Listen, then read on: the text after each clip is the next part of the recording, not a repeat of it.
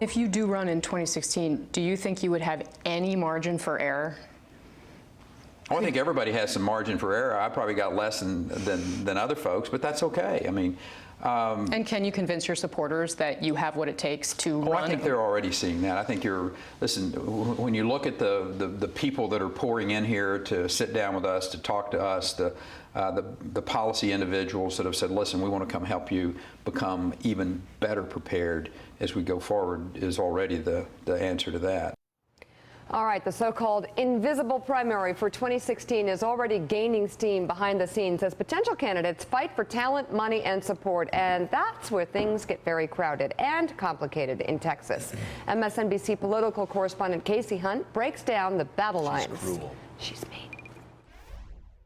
This is my favorite thing to tell people. If you want to find out everything about yourself, I mean like everything, some of which is even true, run for president.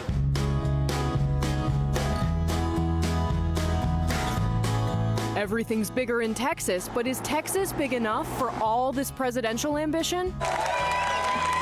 There's Ted Cruz, the Tea Party firebrand, Rick Perry, the state's longest-serving governor, and Jeb Bush, the former Florida governor whose family's sprawling political network has its heart in the Lone Star State. I can speak for 41 when I say this.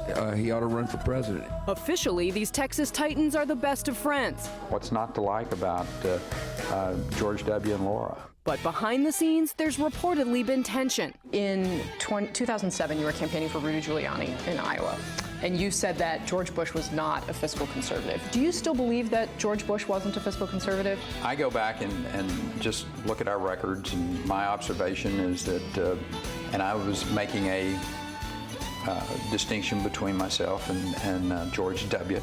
Perry has also been at odds with Cruz, calling the government shutdown political theater. People close to the Bush family privately say Cruz's role in the shutdown will leave him out in the cold. As for Cruz, he cast Jeb Bush as too moderate for the party. That if Republicans run another candidate in the mold of a Bob Dole or a John McCain or a Mitt Romney, we will end up with the same result, which is millions of people will stay home on Election Day. Where it matters most, the money. If Jeb Bush does decide to run, he'd start with the loyalty of dozens of top donors who've backed the Bush family for years. For Perry, that would add another major hurdle. Perry's moving out of the governor's mansion in January, but in the meantime, he's hosting top donors and supporters here for dinners to give them a sense of what his political future might be. I think that over the course of the last 2 years, people, they realized that what they saw in 2011 is certainly not the person they're looking at 2013, 2014, 2015. And are you smart enough to be president of the United States? I think the standpoint of life's experiences, running for the presidency is not an IQ test.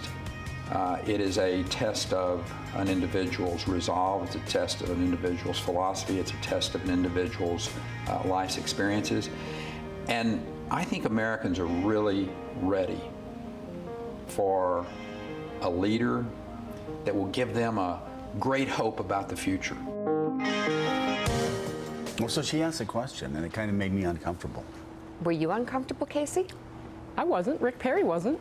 He did just fine. It's not an IQ test. I thought Rick Perry did really well. I really enjoyed talking to him. I mean, he is really, it's very clear to me that they are very serious about making a second presidential bid. And what a difference between 4 years ago. He really has evolved a lot since 2012. I think that, he's gotten more and more comfortable in interview settings, in his sort of new role. I covered him in 2012, and I've interviewed him a couple times this year. And it's very clear they're doing a lot of intensive media training, and he's sort of getting his feet under him in this new, definitely more cautious way that he's kind of approaching interacting with, in particular, the media, as he tries to avoid making any mistakes. They know that he has very little margin for error. And yet he made the mistake of agreeing to have an interview with you. I know. Already did that.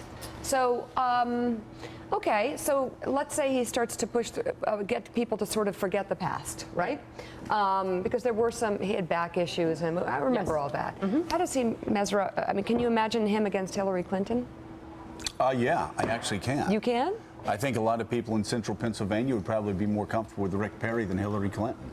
I think a lot of voters in Ohio would be more comfortable with Rick Perry than Hillary Clinton. I mean, I think it'd be tough. Yeah, I think but it'd be really tough. I don't see people warming up to Jeb or, Chris Christie and. One of these states. I think he's a very likable guy. That's the thing George W. had going for him personally. He was a very likable guy out on the campaign trail.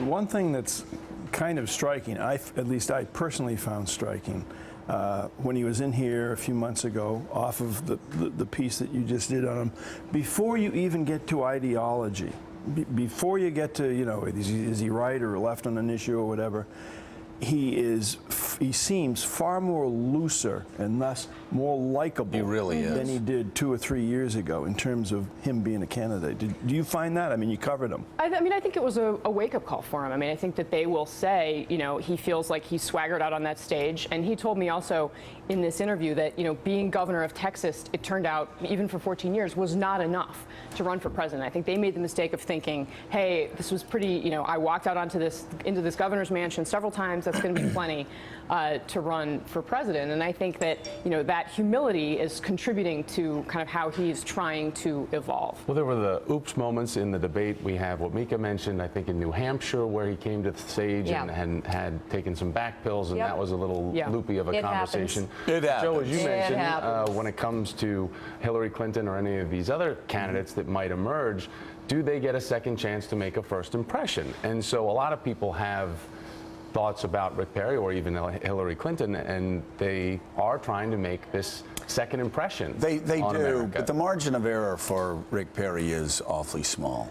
I mean, if he has another rough moment up in a debate, there's no doubt that What's his record? people are going to be piling on him. It's not fair, but that's the way it was with Dan Quayle after Dan Quayle got off to a rough start. Dan Quayle, get Dan Quayle when he was relaxed, he could sit and talk foreign policy forever. But, he goes to another country and aims a weapon at his face, accidentally has it backwards, and that's on the front page of the New York Times.